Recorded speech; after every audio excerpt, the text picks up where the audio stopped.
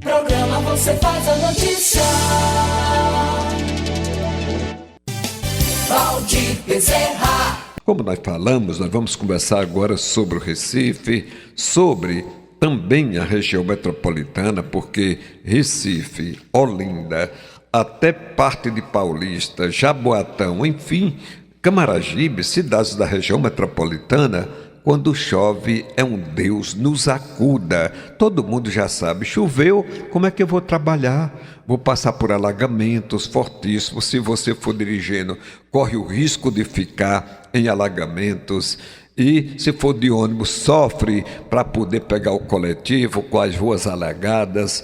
E tem bairros, tem ruas que ficam alagadas por muito tempo, e essa é a situação terrível também de Olinda. Eu até acho que Olinda é pior do que o Recife, mas vamos conversar com quem entende do assunto, com o doutor Luiz Antônio de Mello. Ele é engenheiro civil, é engenheiro de segurança do trabalho, mestre em tecnologia ambiental, conselheiro do CREA e vice-presidente da AESP, Associação dos Engenheiros de Segurança do Trabalho em Pernambuco. É uma fera. Doutor Luiz Antônio de Mello, bom dia. Bom dia para todos os que nos ouvem, né? E obrigado a você pelo convite. Prazer. E voltando a onde nós paramos, né? Em 1632 já houve a primeira enchente oficialmente registrada aqui no nosso estado, tá certo? Isso. Principalmente aqui na nossa região metropolitana.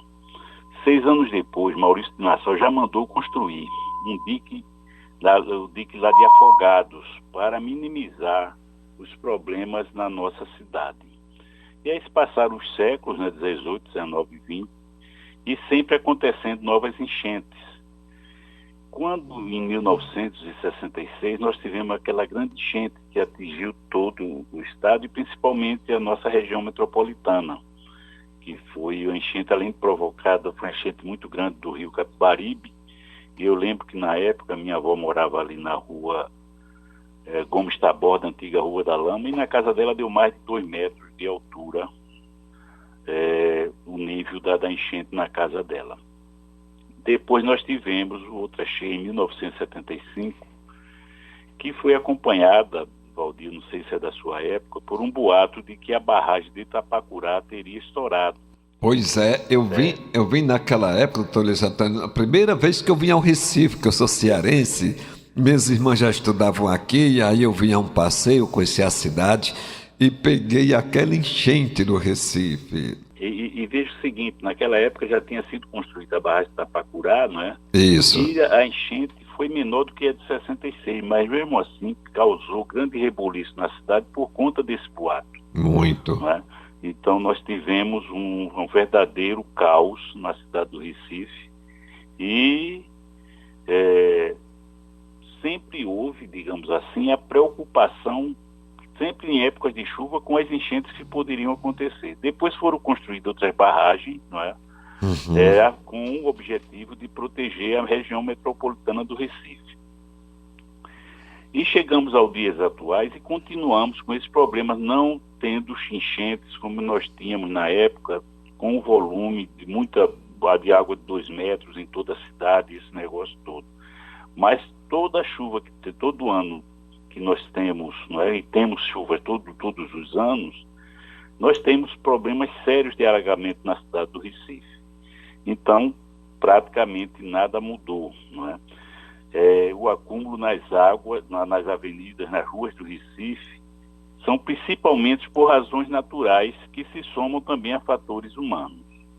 Originalmente o Recife era uma grande várzea, com pouca terra seca, e a natureza era equilibrada, digamos assim, a coisa era equilibrada, porque não tínhamos a quantidade de construções que foram feitas depois, de forma sem respeitar essa área molhada, não é? E aí não dá para a gente colocar a culpa só na chuva. Nós tivemos as nossas ações para que esses alagamentos continuem acontecendo. Por não. Teve uma contribuição administrativa bem forte nisso, né? Dos terrenos alagadiços, nos mangues, nos baixios em geral, né? E Recife é uma cidade que ela cresceu sob esses aterros. Eu lembro também, eu morei uma época no Derby, né? E atrás da minha casa tinha um braço de maré que a gente ia pescar nesse local. Ali no local, ali na rua da Baixa Verde, por trás da casa que eu morava, a gente ia pescar, porque tinha um braço de maré que chegava atrás da casa. Que E isso loucura. hoje não existe mais, tudo foi aterrado, né? Boa Vista, Campo Grande, Graça, Espinheiro, todos esses bairros foram aterros por conta de se fazer com que a cidade tivesse a estrutura que tem hoje. Por não. Então, a expansão urbana do Recife tem levado a que tenhamos também esses problemas, tá certo? Certo. Cada vez mais áreas do estuário do Capibaribe são ocupadas com aterros, e isso faz com que, quando as chuvas venham, elas não tenham para onde ir e ocupam as ruas que hoje, por serem de pavimentos de asfaltos, são impermeáveis e as águas tendem a subir. Pois é, doutor Luiz... Então, essa topografia plana da cidade do Recife, né, e com as águas subterrâneas pouco profundas, concorre para que essas inundações elas ocorram nos períodos de maior incidência de precipitações pluviométricas. Pois é, Então, doutor... as causas são mais ou menos essa, Sim. Valdir. Por não, doutor Luiz Antônio. Durante séculos, não nos preocupamos, porque é o seguinte, qual é o efeito? O efeito são os alagamentos. Quais são as causas? São essas que eu lhe falei. Isso. Então, para ter o efeito, tem que ter a causa. Nós não eliminamos a causa. Pois Uma das é. causas são as chuvas periódicas, mas essa nós não temos como eliminar, que é um fenômeno da natureza. Então, qual é a solução? Já que nós não podemos eliminar as causas, tanto quando falamos das chuvas, que é um fenômeno da natureza, quanto da ocupação, digamos assim, com pouco planejamento da cidade do Recife, onde antes eram baixios, eram alagadiços e terrenos com pouca área seca. Pois é, doutor Luiz Antônio, e o que fazer? Pensar em medidas mitigadoras. Nós não eliminamos a causa, acontece o efeito, e tomar medidas que nós possamos conviver e minorar essa situação. Nós sabemos de outros países que tinham problemas sérios, né, com furacões, que é outro fenômeno da natureza, e que eles não tem como eliminar o furacão, eles fazem medidas mitigadoras para que nos períodos eles convivam de forma adequada com esses fenômenos. E o que fazer? Porque o Recife continua aterrando em qualquer espaço que tem de área aberta, essas áreas estão sendo aterradas e ali se constrói um espigão. A cidade está cada dia mais se tornando uma selva de pedra, onde tem ainda algum espaço de residência, de casas, até mesmo de invasão. Essas áreas estão sendo preenchidas por grandes prédios. E qual é a tendência do Recife com esses aterramentos, os aterramentos continuam crescendo, né? Na cidade do Recife. Vamos conviver sempre com alagamentos pelas falhas técnicas, de estruturas aí, digamos, da construção civil. O senhor é da área, entende muito bem disso. Não tem solução para esses alagamentos, doutor Luiz Antônio? Olha, o Recife é uma cidade que tem digamos assim, uma área muito pequena, né? São em torno de 210 quilômetros quadrados. Então, hoje, praticamente, nós não temos mais como construir de forma num plano. Tem que subir, tem que se construir para cima. Eu entendo o seguinte... De forma horizontal. Se continuarmos dessa forma, isso vai ser muito difícil a gente resolver esse problema dos alagamentos. Agora, por outro lado, veja o seguinte, a engenharia, ela pode oferecer solução para tudo. Você vê o seguinte, Amsterdã é uma cidade abaixo do nível do mar, né? Sim. Então, em situações, digamos assim, até mais complicadas do que a nossa, com relação à questão da convivência com a água, com o oceano, com alagamentos. E eu tive em Amsterdã numa época de inverno, não é? E a gente chovendo muito e a gente não vê uma poça d'água nas ruas. Então, a engenharia, ela tem solução para isso. Não é? Agora, é caro. Que é caro, vai ser caro você ter uma solução. Eu não vou me atrever a dizer aqui qual a solução, porque deve ser uma coisa pensada por vários profissionais da engenharia e das geociências, tá certo? Para ver essa solução, mas a solução existe. Se for o caso, vamos nessas cidades onde já tem a solução, buscar qual é a informação técnica para que a gente possa fazer aqui em Recife. Senão, nós vamos ter que conviver o tempo todo o período chuvoso, conviver com esses alagamentos. Pois é, no Recife, pelo menos são os alagamentos que daqui vão embora. Claro que as regiões mais frágeis, que não têm nenhuma estrutura de saneamento, nenhuma estrutura de esgotamento sanitário, sofrem muito mais, né, do que as cidades, do que as ruas centrais. Mas Olinda, quando chove, é de dar pena. Olinda tem solução para essa cidade, ela fica totalmente tomada pelas águas, a cidade de Olinda. Jaboatão também, áreas tem a mesma invasão como Paulista, enfim. A região metropolitana, os problemas são os mesmos? Não. Olha, veja o seguinte, Olinda, o que eu vejo nesse momento em Olinda é aquela conclusão da obra do canal do Fragoso. Né? É o que está trazendo maior impacto nesse momento. Jaboatão talvez tenha as suas particularidades também. Né? Então são problemas parecidos. São problemas parecidos e que são problemas que requerem uma atuação da engenharia mais, digamos assim, detidamente nesses pontos. Mas para isso também tem que haver decisões políticas de fazer, porque vai existir um custo, não é? Vai existir um custo financeiro para resolver essas situações, e isso requer um planejamento, um estudo muito bem feito, e a engenharia e as geociências podem entrar aí para contribuir com isso, não é?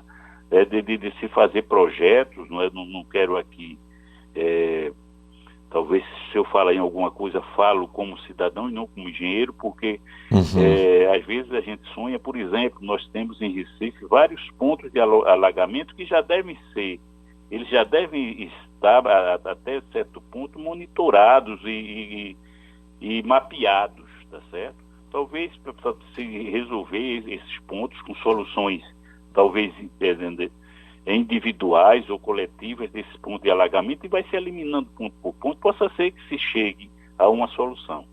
Mas isso eu estou falando, tá certo, como um cidadão e não como profissional da área de engenharia, porque requer um estudo mais aprofundado para que nós tenhamos a solução desses problemas. Pois é, mas eu também tenho esse entendimento que falta mais decisão política, mais digamos, focar nesses pontos, investimentos políticos para resolver esses problemas, porque são obras que não dá muita vitrine assim de imediato para uma reeleição ou tudo. Quando se acabar o processo de reeleição no Brasil, talvez alguém possa focar nisso e esquecer de obras populares e focar em obras que venham resolver o problema da população. Isso sim, eu acho que as questões políticas têm que, de fato, encontrarem solução, como o senhor falou no caso de Amsterdã. Os árabes constroem tudo no deserto e tudo funciona de uma maneira tão eficiente. Sei não, acho que temos esse problema. Não sei se é falta de recursos ou se é apenas saber administrar melhor o patrimônio público das pessoas, não é, doutor Luiz Antônio? E às vezes, Valdir, o seguinte, eu acredito até que tenha pessoas capacitadas nesses órgãos competentes, mas às vezes eles não têm, talvez, o apoio para exprimirem essas informações. Não é? Ou às vezes talvez não tenha a eles essas oportunidades. Mas nós sabemos que tem bons engenheiros nas prefeituras, no Estado, pessoas que podem juntos encontrar soluções para problemas que, se a gente não resolver, tá certo? Elas vão acontecer todo ano. Desde que acho que eu sou menino, acredito que você também, que a gente enfrenta esses problemas. Claro. Tá certo? E tem outros problemas, como a questão do saneamento básico, como a questão do fornecimento da água potável, como a questão dos deslizamentos nos morros, tá certo? Pois então, é. São ações que dependem muito da vontade política para resolver, porque senão nós vamos ter todos os anos os mesmos problemas, deslizamento de barreira, alagamento das ruas, não é? E outros problemas muito maiores do que esse. Pois tá é. certo? Então, eu acredito que só com a vontade política mesmo e com o apoio dos profissionais da engenharia, das geociências, para os profissionais que cuidam disso, e a engenharia de Pernambuco sempre foi uma engenharia muito forte para trazer soluções para esses problemas, né? E nós que fazemos o CREA de Pernambuco, nós estamos à disposição para contribuir, tá certo? Tá Dentro bom. dos nossos limites, nós estamos à disposição para contribuir. Se nós formos demandados, nós contribuímos como agora mesmo eu recebi o convite para participar dessa entrevista com você, e dentro daquilo que a gente pode oferecer de contribuição, a gente oferece. Pois é, doutor Certo? Luiz Antônio, a gente sabe que todo ano é isso, se aproxima o inverno. Quais são as medidas? Podendo ter medidas concretas, eficazes, que resolvam o problema, não tem. Vai lá, coloca uma mantazinha, coloca uma lona nas barreiras das cidades, e aí diz, não, o morador tem que ter consciência que não pode desmatar, não pode cortar, plantar árvore e tal, vou fazer isso e aquilo. E por que as autoridades não tomam medidas eficazes para evitar que os moradores inconscientemente cometam deslizes? Se sabe que sabe que se chover, barreiras vão desmoronar, construções em lugares que não podem ser construídas, construções indevidas, erradas, sem estrutura, e todo administrador sabe que se chover, e vai chover, vai ter problema naquela localidade, essa construção mal feita vai desabar, vai morrer gente, não é? Barreiras vão deslizar, mas não tem medidas concretas para evitar isso. Na verdade, são tomadas medidas paliativas. Paliativas. Né? E muitas vezes até esconde o problema. Pois é. Você colocar uma lona, tudo bem, pode ser que naquele momento evite aquele problema. Né? Mas com certeza, mais na frente, aquela lona vai rasgar e você vai ter o mesmo problema. Né? Exatamente. A questão da preocupação com a vegetação devia chegar e se fazer, ou orientar, e até mesmo se plantar, se fazer uma colocação de plantas, e aí tem os engenheiros florestais que podem colaborar com isso, informando, orientando quais os melhores tipos de plantações que podem se colocar nas encostas dos morros, né? Isso. Uma outra coisa que tem também, nós temos que nos preocupar é a educação do povo também, e a gente tem que orientar o povo, e tem que o Estado tem que chegar lá para orientar as pessoas. Às vezes eles vão colocar um tipo de vegetação que não seja, que seja até prejudicial, mas ele não sabe, ele não teve aquela informação. E você colocou uma coisa aí muito bem colocada, Valdir, que é a questão de se permitir construções em locais de risco, tá certo? Eu acho que a prefeitura, os governos municipais e do Estado mesmo, deviam estar muito atentos a esse tipo de construção. O cara chega lá para construir, ninguém diz nada, ninguém fala nada, o cara está construindo debaixo de uma barreira que na primeira chuva vai cair por cima dele. Exatamente, Tá né? entendendo? Então, a medida preventiva começa já na permissão da construção. Né? Exatamente. Porque se você não permite aquele risco, ele vai ser mitigado, ele não vai existir para aquela. Eu sei que não é fácil, as pessoas estão com carência muito grande de ter onde morar, e onde encontram espaço, eles vão construir. Um dia desse chegou o menino porteiro, o Elias, que é porteiro aqui do prédio onde eu moro, ele veio me pedir, disse, doutor, eu estou querendo ver se construo junto da casa da minha mãe. Aí eu digo, traga uma foto para eu ver. Aí ele bateu uma foto lá no Alto José Bonifácio.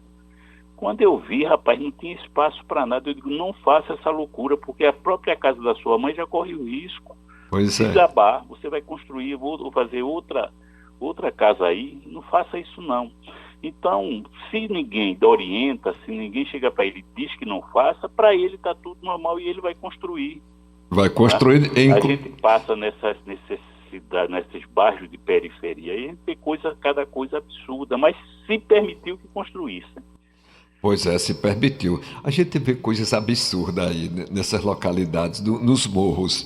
Tem casas de 3 andares. O Tem cara- mais, tem de 4. de 4 andares. Qual é a estrutura, não é? Qual foi o engenheiro que orientou a pessoa a fazer aquele tipo de construção na localidade daquela?